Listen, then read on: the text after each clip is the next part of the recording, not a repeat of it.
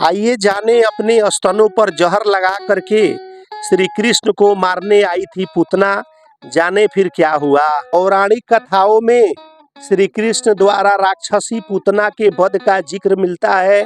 श्री कृष्ण जब बाल्यावस्था में थे तब पूतना अपने स्तनों पर जहर लगा करके उन्हें मारने के लिए आई थी, मगर उसका दाव उल्टा पड़ गया। श्री कृष्ण ने अपने बाल्यावस्था में कई असुरों का वध किया। इनमें से एक थी राक्षसी पूतना। पूतना अपने स्तनों पर जहर लगाकर श्री कृष्ण को मारने आई थी, मगर उसका दाव उल्टा पड़ गया और श्री कृष्ण ने पूतना का वध कर दिया। जानिए ये कौन थी पूतना और किसके कहने पर वह श्री कृष्ण को वध करने के लिए आई थी। पूतना एक राक्षसी थी जिसके पास कई मायावी शक्तियां थी।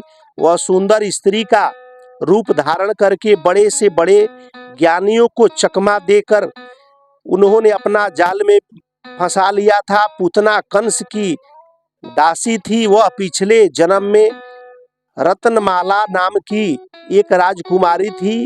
राजा बलि ने उसे जन्म दिया था और पौराणिक मान्यताओं के मुताबिक एक बार वामन देव राजा बलि के दरवाजे पर पधारे थे। वामन देव भगवान श्री विष्णु ने अवतार थे। वामन देव ने सुंदर रूप को देखकर रत्नमाला का ममत्व जाग गया। उसने मन में ही सोचा कि काश मेरा ऐसा पुत्र होता तो उसे अपने बड़े प्यार से स्तनपान कराती। वामन देव ने रत्नमाला के मन की इच्छा जान ली और तथास्तु कह दिया। रत्नमाला को ये वरदान मिल गया।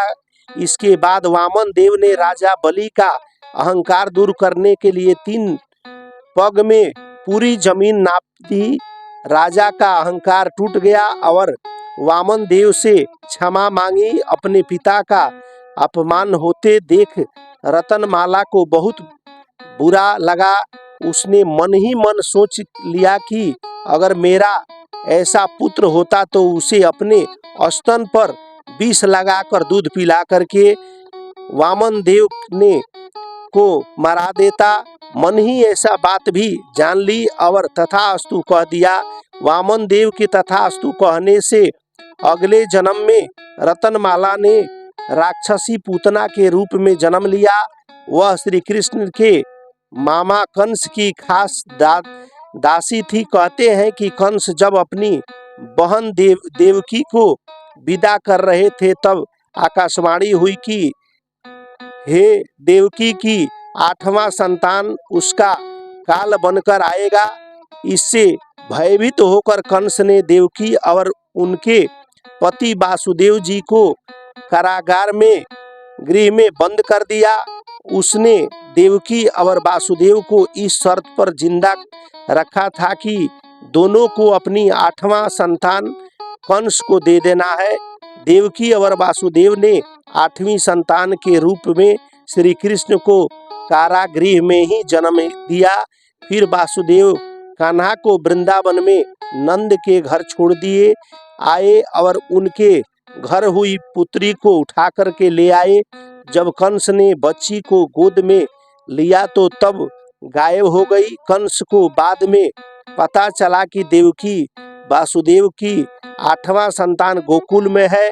श्री कृष्ण को मारने के लिए कंस ने पूतना को भेजा। अपने पिछले जन्म के अधूरी इच्छा को पूरा करने के लिए पूतना अपने स्तन पर जहर लगा करके घूमती थी और बच्चे को मार देती थी।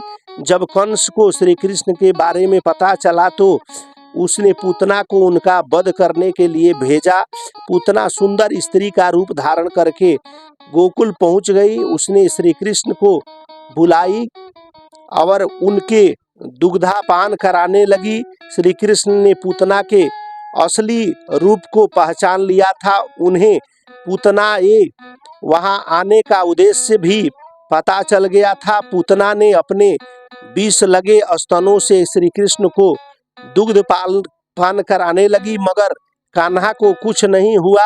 अगले ही पल श्री कृष्ण ने पूतना का वध कर दिया। वामन पुराण में वामन देव की तरह श्री कृष्ण भी भगवान विष्णु के अवतार थे। इस तरह पूतना की पिछली जन्म की इच्छा भी पूरी हो गई और उसे जन्म मरण से मुक्ति भी मिल गई।